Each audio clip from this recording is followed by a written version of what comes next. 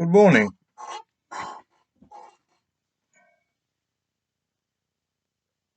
I say morning.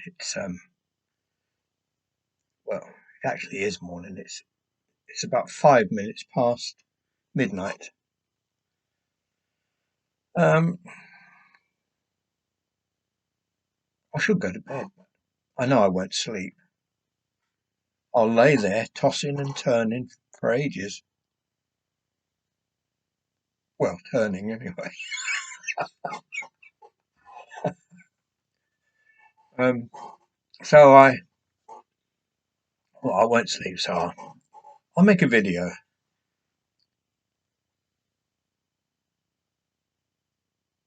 I'm not sure what about, although I have got the 1950s in my mind. Um, Sorry about this chair, by the way. Believe it or not, I did actually oil it. I don't understand. I can't figure out where the squeak coming from. Um, yeah, 1950s.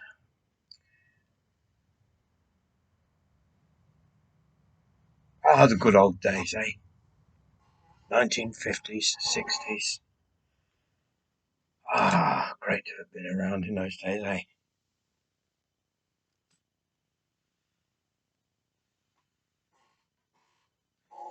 As opposed to today, of course. Crap country we live in. 1950s. Oh, what a wonderful childhood. Playing outdoors. We had scooters, that we made ourselves, or the bigger boys made them for us. I can vaguely remember making one. I can remember making go-karts, what they call go-karts now.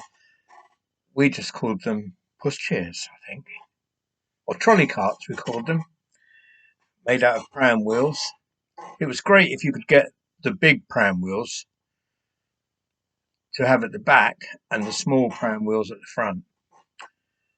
Fantastic! Oh God, they did not go downhill quick. And the scooters were made from bearings. The ball bearing made a lovely noise on the tarmac or the pavement or whatever we happened to be on. And we had bicycle wheels. I mean, if you was really posh, you could have a bicycle wheel. Just a wheel, just a bicycle wheel, not the bike. Didn't have a bike until I was about, 12, I think I was.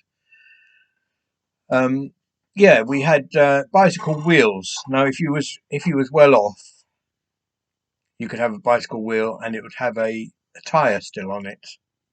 You could even pump up.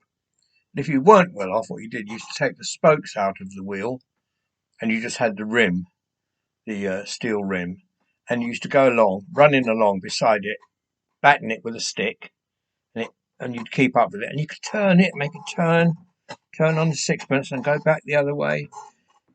You never see kids doing things like that these days. I suppose they're all indoors, playing on their computers. But yes, the 50s. What a wonderful, wonderful era. What a load of bollocks. Wasn't that fucking lovely? Especially for kids. Especially for kids who didn't have parents at hand. Well, I mean, if you did have parents at hand, I think the parents could still. You could get beaten for nothing. You made one wrong word, smack round the head. And quite a lot of those occurred. They bloody well hurt. Honestly, they used to send your head ringing sometimes. Yeah, and then of course you had all the pedos, but you weren't allowed to mention them in those days, or you didn't mention them.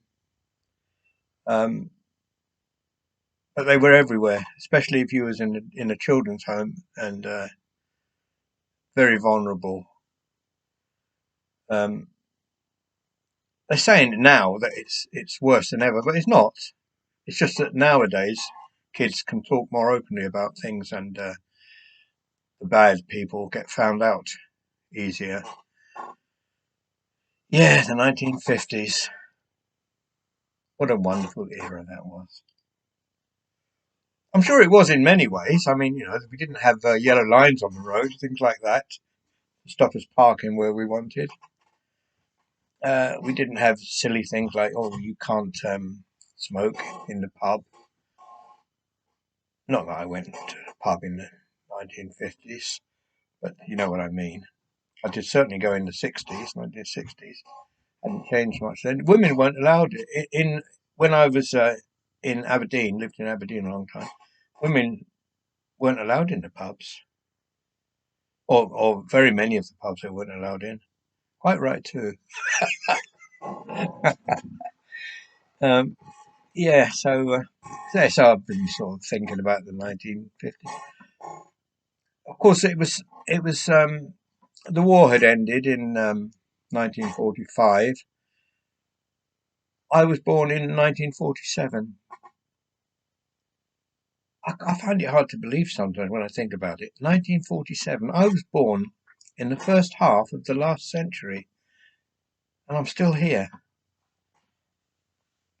Yeah, so 1950s was, just after the war. When I was born, we still had rationing. Not that it affected me much because I was brought up in care, so I had my 3 meals a day, such as they were. A lot of the food was very ripe, so shall we say. A lot of the time, the milk was sour and the eggs were rotten. I think refrigerated transport wasn't a thing then so much. So yeah, but we got occasionally you got food poisoning. I remember getting food poisoning once. I'd been out with a foster family, a foster auntie and uncle, and on the way back, I don't know how it occurred, but we stopped. The uncle and I, on a motorbike, the sidecar, by the way. I used to sometimes be on the back of the motorbike, sometimes on the back of the sidecar. We've stopped somewhere at some market or other on the way back to the children's home, and he bought me a great big bag of chocolate bits. They were. Now, because I didn't want to share them with anyone in the children's home, I I scoffed a lot on the homeward journey, and I'm afraid I woke up that night. Well, let's just say I didn't wake up in time, and it was a terrible mess. Food poisoning. I didn't tell anyone, um, and I wore the same pajamas for the next week. Um, by which time they'd got dry and crusty, because I was frightened to tell anyone. Frightened to tell anyone I'd had an accident. And anyway, when the laundry day came, someone noticed it, and I was rushed to we called it the infirmary. It was part of the children's home, like the little hospital. And I spent quite a happy time in there. I soon got better. Not a very nice memory. The and people never used to have allergies in my day. Not I'd never heard of anyone having an allergy. I think that's a modern thing. I think it's to do with the modern environment and stuff like that. I actually think that today people are too clean, with their bleaches and their household cleaners.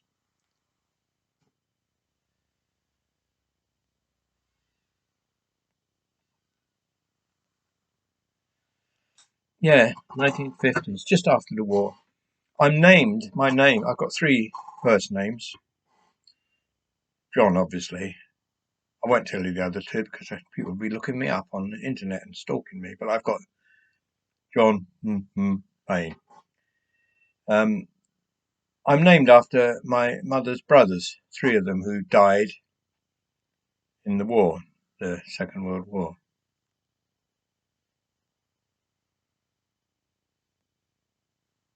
So I suppose for us kids, it was when we were out playing together, and that it was fine in summer. But at night, indoors, it wasn't a very happy place to be. You were frightened, really, frightened of your own shadow. You had chores. I'm talking about proper chores, not not just like, oh, take the rubbish out, son. Not like anything like that. No, jobs. You did jobs. I can remember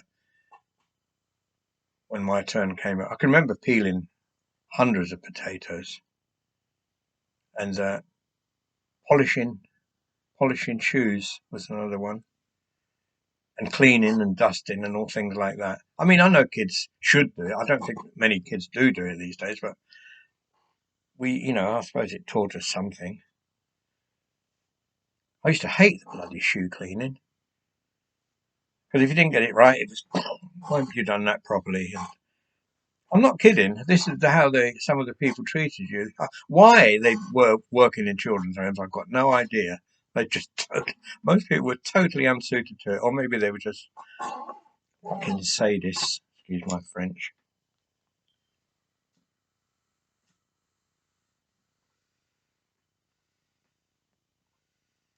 So in my mind, I'm conflicted. The 1950s was wonderful, great to look back on. Never saw a television. I didn't see. I think once I saw a television in 1953. I think the Queen's coronation. The house mothers had it in the staff sitting room, and us kids, I think there were about 12 of us, were allowed one at a time to stand by the door and have a glimpse at the television for a few minutes. Kids, you say, we should be seen and not heard. I don't think that was a bad thing, actually. You see some of them today. Although, having said that, you get the young people today getting bad name, but most of the young people I meet are very, very nice people, very polite and respectful. I think because when you're young, you congregate, don't you, and you do silly things. You're encouraged. Oh, bloody kids! But that's true. That's all they are. It's kids, and their brains are still developing. So of course they're going to get into mischief. We have to be a bit more tolerant in that respect, I think. But yeah, anyway, that's my memories of the 1950s are good and they're bad. And then, of course, the 1960s came immediately after the 50s, funny enough, and that's when everything went pear-shaped. People weren't allowed to do this. You weren't allowed to smack a kid. I don't know if that was 1960, but it was very soon. It was at the end of that era or just the next. You weren't, oh, you mustn't smack children, which was great because they couldn't give you the belt in Scotland where I was at that time. Went to school, you couldn't get the belt. In England, you got the cane. You couldn't get the cane, which was wonderful. I mean, nobody should be allowed to smack a kid with a bloody leather belt. Chores, it was. Some of you probably know what a chores is. It's a thick leather strap with a split down the middle, and you get it. Well, you can get it on your bum or your hands. I used to always have it on my hands, even though it was, oh God, it's bloody painful. Especially if the teacher wasn't very didn't have a very good aim.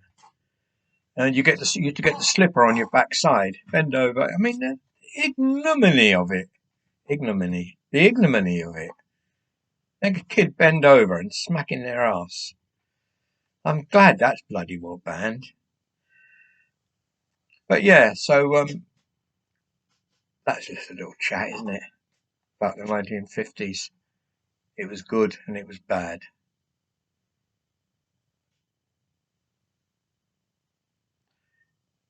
Oh, that's about it. Thanks for joining me. Hope I haven't kept you out of bed. Um, I'll probably watch a bit of YouTube now until about 2 o'clock in the morning. I'll be honest with you, I fell asleep earlier in my chair watching YouTube, watching Musty One mending a pit bike, a Chinese pit. It was so interesting. I fell asleep, woke up when it was finished. Um, but yeah, that's. I'm looking down at Mia. She just had her dentist stick. She has a. It's called a dentist stick. It's for her teeth, keep her teeth in good shape. I wish they'd do them for people as well. That's it. Thanks for looking in. Been lovely chatting to you. Um, I'll see you again soon. Take care, everyone. Lots of love. Bye.